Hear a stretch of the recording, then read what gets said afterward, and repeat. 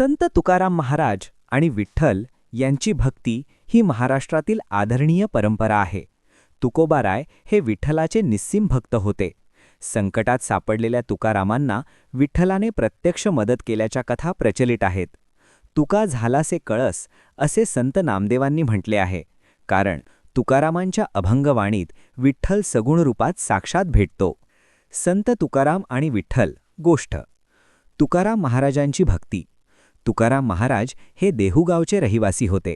त्यांच्याकडे भक्तीचा वारसा होता. शेती आणि व्यापारात नुकसान झाल्यानंतर त्यांनी आपले सर्व आयुष्य विठ्ठलाच्या चरणी अर्पण केले. विठ्ठलाची परीक्षा. एकदा तुकाराम महाराजांना खूप त्रास दिला जात होता, पण त्यांनी भक्ती सोडली नाही. विठ्ठल भक्ताच्या मदतीला नेहमी धावून येतो यावर तुकारामांचा ठाम विश्वास होता. अभंगवाणीतून भेट. तुकाराम महाराजांनी तुकाराम गाथा म्हणजेच अभंगवाणी लिहून विठ्ठलाला प्रेमाच्या भाषेत आळवले आहे.